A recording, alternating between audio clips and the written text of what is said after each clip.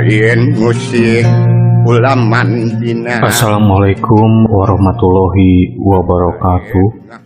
Sampurasun, shalom, salam sejahtera bagi kita semua. Om Swastiastu, Namo Buddhaya, salam kebajikan. Bagaimana kabar kalian semua guys? Semoga sehat-sehat ya. Tetap patuhi protokol kesehatan ya guys. Pakai masker, jauhi kerumunan, sering mencuci tangan dengan sabun di air yang mengalir. Balik lagi dengan saya, Sufi, kurator dari podcast Dosis Horor.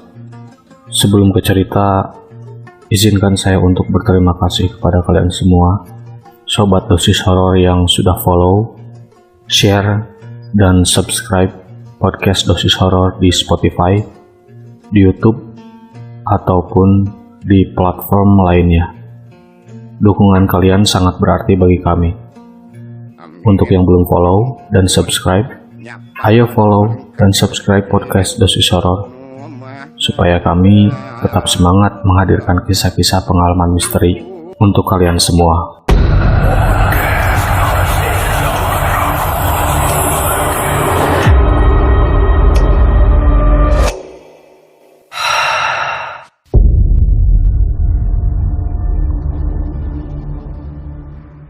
Episode sebelumnya. Jujur, saya juga nggak percaya kalau Indri udah meninggal. Kini aku semakin bingung. Pak Kosim bilang semua barang bukti ada di kantor polisi. Tak mungkin aku tiba-tiba ke sana untuk mengambil foto. Baik, Mbak. Nanti saya kirim foto barang-barang bukti dari kepolisian. Tapi nggak bisa sekarang. Terserah Bapak mau kapan aja. Yang penting saya dan keluarganya ini mau memastikan dulu. Sementara ini sambil nyoba hubungin Indri. Dia juga udah lama gak hubungin keluarganya. Iya Mbak, terima kasih. Mohon maaf jika merepotkan. Iya Pak, Assalamualaikum. Waalaikumsalam. Telepon pun ditutup. Senyum yang tadi sempat kuurai kini menghilang karena memikirkan tentang langkah apa yang harus kuambil. Bersambung.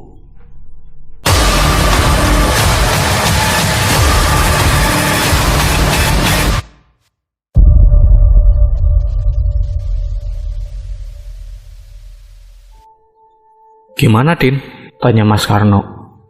Dia minta bukti Mas. Balasku seraya menyerahkan ponselnya. Nanti pulsanya saya ganti, lanjutku lemas. Tinggal dicari aja barang buktinya. Iya Mas, tapi harus ke kantor polisi. Saya nggak mungkin ujuk-ujuk datang ke sana terus minta foto barang bukti. Coba minta bantuan orang rumah sakit atau Pak Kosim gitu. Oh iya, Pak Kosim, kenapa aku bisa lupa? Oh, makasih Mas, ucapku sembari menjabat tangannya, lalu pergi ke dalam. Mau kemana lo, Din? Ketemu Pak Kosim, sahutku.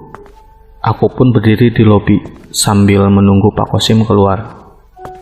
Tak butuh waktu lama, beliau terlihat berjalan ke lobi. Buru-buru aku menghampirinya. Ada apa, Dek? Tanyanya heran dengan sedikit terkejut. Maaf, Pak. Tadi saya sudah teleponan sama Betty. Terus gimana? Dia minta bukti kalau itu beneran Mita atau bukan. Bukti apa? Foto barang bawaan Mita gitu, Pak. Bapak punya? Waduh, Bapak nggak punya, Dek. Di sini cuma ada foto jenazahnya. Foto jenazahnya juga boleh deh, Pak. Siapa tahu keluarganya di sana atau Betty ngenalin gitu. Tapi apa ada yakin itu keluarga Mita? Soalnya menyebarkan foto jenazah ini sebenarnya tidak boleh. Saya yakin banget, Pak. Gimana Ade bisa yakin? Soalnya saya dengar sendiri Betty bilang kalau nama adiknya Mita itu Gugum. Hubungannya apa? Aku menceritakan mimpi tentang rumah panggung serta ucapan terakhir Mita sebelum melangkah ke dalam. Oh, kalau gitu yuk ikut saya. Pak Kosim mengajakku ke ruang perawat. Lalu aku diminta untuk menunggu di depan ruangan itu. Tak lama beliau keluar sambil membawa kunci di tangannya. Berkasnya ada di kamar mayat, ucapnya seraya mengajakku ke kamar mayat. Adek benar-benar yakin itu keluarga Mita, sambungnya. Iya pak, soalnya kalau sampai salah, saya bisa kena omel. Insya Allah benar pak. Di sepanjang perjalanan, beberapa kali ku tatap langit yang sudah gelap. Aku sungguh khawatir kalau Mita ada di sana, menunggu kedatangan kami. Saat kakiku melangkah ke dalam lorong panjang, tiba-tiba bulu kuduku meremang. Namun rasa takutku sedikit berkurang saat melihat Pak Kosim yang berjalan di depanku. Pintu kamar mayat terbuka. Pak Kosim masuk ke dalam, sementara aku menunggu di luar. Aku menundukkan kepala, tak berani menatap lorong yang sepi. Tak lama, Pak Kosim keluar dengan membawa berkas berwarna biru. Ya, berkas yang sama dengan yang beliau perlihatkan sebelumnya. Yuk, Pak Kosim mengunci pintu. Lalu kami pun pergi dari sana. Adek pegang dulu aja berkasnya, jangan sampai hilang, pesan Pak Kosim sambil menyerahkan berkas itu. Ya Pak, aku menerimanya. Sampai di depan rumah sakit, Pak Kosim berbelok ke parkiran sementara aku menuju pos. Bawa apa itu, Din? Tanya Mas Karno. Berkas jenazah Mita, balasku. Isinya apaan emang? Foto jenazah gitu, Mas. Ih, serem banget. Jangan ditunjukin ke gue ah. Mas Karno menjaga jarak dariku. Enggak, Mas. Balasku seraya menaruh berkas itu di atas meja di dalam pos. Sejujurnya, aku juga tak berani melihat foto jenazah Mita. Kutatap berkas berwarna biru itu, kemudian membukanya perlahan. Ah! Teriakku kaget sambil menoleh ke belakang. Kaget, Din? Mas Karno terkekeh. Mas iseng banget, gak tahu ini lagi serius? Lu juga takut kan? Aku menganggukkan kepala sambil tersenyum lebar. Temenin Mas, panggilku. Idih, ogah. Mas Karno pun pergi. Kembali ku tatap berkas itu. Jangan takut, Din. Jangan takut. Aku mensugesti diri lalu membuka berkasnya. Ih, spontan ku menutup mata ketika dihadapkan dengan foto wajah Mita. Mas, aku memanggil Mas Karno, masih tak berani menatap foto di atas meja. Apa, Din? Sahutnya dari luar. Pinjem HP-nya dong. Buat apa? Fotoin ini. Jangan ah, Din. Ntar fotonya kesimpan di HP gue. Pinjem HP orang lain aja. Kan tinggal dihapus, Mas. Lagian gak ada orang lain juga di sini. Pinjem punya Pak Kosim aja. Jangan yang gue ah. Kan tadi Pak Kosim udah pulang. Oh iya. Ayo Mas, sekali ini aja. Biar masalahnya cepat selesai. Mas Karno menghampiriku. Nih, awas ya, langsung dihapus. Dia menyerahkan ponselnya padaku. Siap Mas. Ku ambil nafas panjang lalu membalikkan badan. Foto jenazah Mita langsung menyambutku. Buru-buru ku atur posisi lalu memfotonya. Buram, gerutuku saat melihat hasilnya di ponsel. Beberapa kali ku ambil fotonya, hasilnya selalu sama. Buram. Aku yakin ini bukan dari kamera ponselnya, melainkan dari faktor lain. Apakah Mita tidak mau fotonya dibagikan? Tolong Mit, ini demi kebaikan kamu juga, ucapku dalam hati. Kembali ku ambil foto dan hasilnya. Bagus. Mas, kirim fotonya gimana ya? Tanyaku. Aduh Din, ya tinggal kirim aja. Ke SMS. Dia punya nomor WhatsApp nggak? Saya nggak tahu Mas. Gimana ceknya? Dah gue bilang gue nggak mau lihat fotonya. Gerutu Mas Karno seraya mengambil ponselnya. Sambil merem aja Mas. Terus gue lihat HP-nya gimana? Jamaluddin, dasar lo. Aku pun terkekeh. Tuh, buruan kirim. Mas Karno menyerahkan ponselnya dengan kepala menengadah. Ku pilih satu persatu foto yang ada di galeri, lalu mengirimnya ke Betty. Udah Mas, makasih. Terkirim gak? Ceknya gimana? Lihat itu centang di pojok kanan bawah. Terkirim Mas, sahutku. Centang warna abu-abu atau biru? Abu-abu. 1 atau 2? 1. Oh, berarti belum dibuka pesannya. Tungguin aja. Oke Mas, aku bangkit dan berjalan keluar pos, lalu mengembalikan ponselnya ke Mas Karno. Udah dihapus belum fotonya di galeri? Tanyanya. Udah Mas. Mas Karno langsung memasukkan ponselnya ke saku celana. Kini tinggal menunggu balasan dari Betty. Semoga dia mengenali wajah Mita.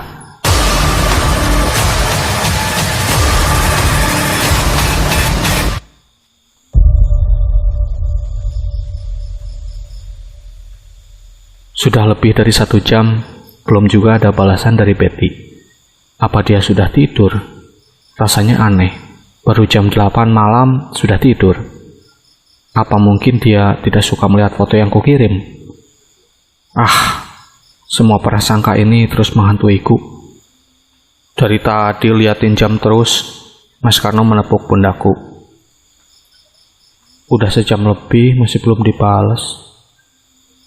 Sabar Din, bisa jadi dia lagi ada kesibukan. Boleh dicek nggak Mas? Pesannya udah dibaca atau belum? Nih, lu cek sendiri. Mas Karno menyerahkan ponselnya. Kulihat pesan WhatsApp tadi, masih centang 1, ucapku kecewa. Tunggu aja, mungkin besok pagi baru dibales, kayak tadi pagi itu. Ya, semoga ya Mas. Sekitar pukul 10 malam terdengar suara sirine. Tak lama terlihat ambulan melewati gerbang. Wih, ada yang kecelakaan lagi kayaknya Mas, ucapku. Belum tentu. Dari depan pos, aku bisa melihat seorang wanita sedang terbaring di atas brangkar. Tak terlihat ada darah sedikit pun. Tuh kan, belum tentu korban kecelakaan, ucap Mas Karno. Oh iya Mas. Tak lama ambulan itu pergi meninggalkan rumah sakit. Din, lu lapar nggak? Tanya Mas Karno. Sedikit sih. Beliin pecel lele di belakang dong. Maksud Mas Karno ini jalan raya di belakang rumah sakit, dekat dengan pemakaman. Emang ada yang jualan Mas? Ya makanya lu lihat, jualan kagak? Aduh, jauh Mas, keluhku. Tinggal naik motor bentaran doang nyampe. Tapi Mas, buruan nih duitnya, lu beli aja sekalian. Mas Karno menyerahkan uang pecahan 50.000. Nah, kalau gini saya jadi semangat Mas. Aku pun bangkit lalu berjalan ke parkiran. Setibanya di parkiran langsung menyalakan motor. Din, panggil Mas Karno saat motorku melewati pos. Ya Mas, sahutku seraya menghentikan laju motor. Jangan lupa sambalnya yang banyak. Sip. Aku mengacungkan jempol lalu pergi ke tempat tujuan. Baru jam segini jalanan udah sepi aja, ucapku dalam hati, seraya memacu motor dengan kecepatan sedang. Di depan sudah terlihat pertigaan. Aku pun langsung berbelok ke kiri. Jalanannya agak menurun. Di kiri dan kanan banyak pepohonan besar menjulang tinggi, membuat jalanan ini terlihat cukup menakutkan. Tiba di ujung jalan, aku berbelok lagi ke kiri. Masuk ke jalan di belakang area rumah sakit. Tembok tinggi terbentang dari ujung ke ujung, menutupi area pemakaman. Kuedarkan pandangan, terlihat ada warung pecel lele di bagian kanan jalan. Dengan gegas aku mengarah ke sana, kemudian memarkirkan motor di depan warung tersebut. Terlihat beberapa orang sedang menunggu pesanan, ada juga yang sedang makan di tempat. "Mas, pecel lele 2, yang satunya sambalnya yang banyak," pesanku. "Pakai nasi?" tanya sang penjual. "Pakai." Sambil menunggu pesanan, aku berdiri di luar, menatap tembok yang penuh dengan coretan. Mataku tertuju pada kain putih transparan yang melayang-layang di atas tembok. Kini kain itu seperti mengambang di udara, tepat di atas tembok. Hanya dalam hitungan detik, sudah berubah menjadi sosok wanita berambut panjang. Sontak aku langsung membalikkan badan menghadap warung. "Masih jam segini udah muncul?" gerutuku.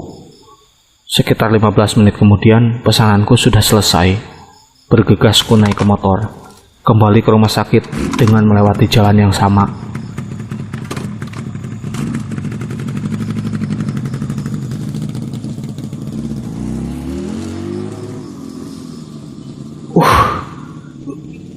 Berat amat, gumamku saat motor melewati jalan menanjak. Punggungku seperti kesemutan dan bagian belakang leher merinding. Kesemutan itu menjalar hingga pundak bagian kiri. Aku berusaha menggerakkan pundak agar kesemutannya hilang. Namun tak berhasil, malahan pundakku kini terasa berat. Sementara itu motorku melaju semakin lambat, padahal tanjakan tidak begitu curam. Curiga, aku mengintip kaca spion. "Astagfirullahaladzim!" teriakku kaget saat melihat Mita sedang menyadarkan kepalanya di pundakku. Wajahnya datar tanpa ekspresi, dengan mata menatap kaca spion. Dalam hati mulai merapal doa, namun dia tidak pergi juga. Tiba di belokan, aku langsung tancap gas, kulirik kaca spion. Alhamdulillah dia sudah pergi. "Din?" panggil Mas Karno saat motorku melewati pos. Namun aku tak membalas, memilih untuk buru-buru sampai di parkiran. Setibanya di parkiran, aku kembali melirik kaca spion. Mita benar-benar sudah pergi. Ku turun dari motor, lalu berjalan ke arah pos. Terdengar suara tawa sebelum aku keluar parkiran. Ku percepat langkah. "Nyari saya?" Suara Mita terdengar dekat. Dari ekor mata jelas sekali terlihat dia sedang duduk di salah satu motor yang terparkir. Sontak aku langsung berlari ke pos. "Napa, Din?" tanya Mas Karno heran. "Mita, Mas," balasku dengan nafas tersengal-sengal, seraya masuk ke dalam pos. Diikuti Mas Karno yang ketakutan. "Beneran Mita?" "Iya, Mas. Dia tadi ikut pas saya beli pecel. Terus muncul lagi di parkiran." "Aduh," Mas Karno menutup pintu pos. "Jadi nggak selera makan, Mas," ucapku. "Ya udah, buat gue aja." Mas Karno merebut kantong plastik berisi pecel lele dari tanganku. "Eits, tapi saya lapar juga, Mas." "Tadi katanya nggak selera." "Bercanda doang." Kami pun akhirnya makan di dalam pos, tentu dengan pintu yang tertutup.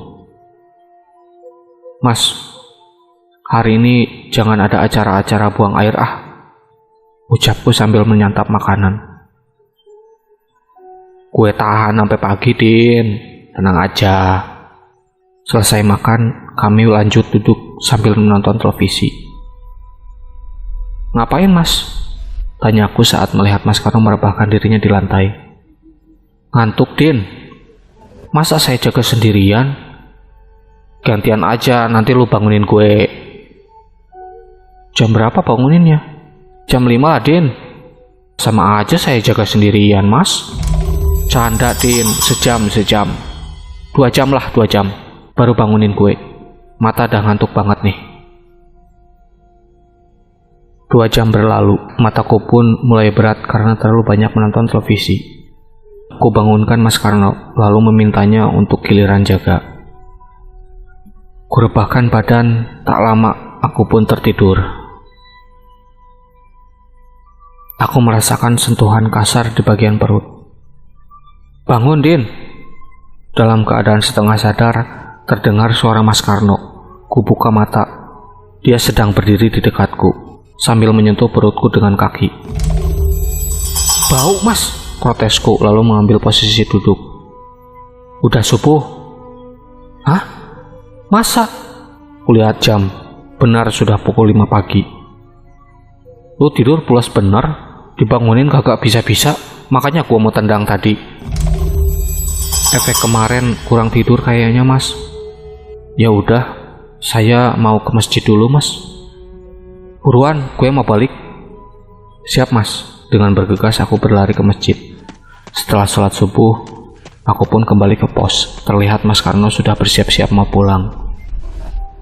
"Mas pulang aja," ucapku. "Nih." Mas Karno menyerahkan ponselnya padaku. "Ada apa, Mas?" Aku kebingungan. "Baca tuh." Ku tatap layar ponsel di genggaman. Sebuah pesan dari Betty. Dia mengenali jenazah yang ada di dalam foto. Jenazah sahabatnya, Indri alias Mita. Bersambung.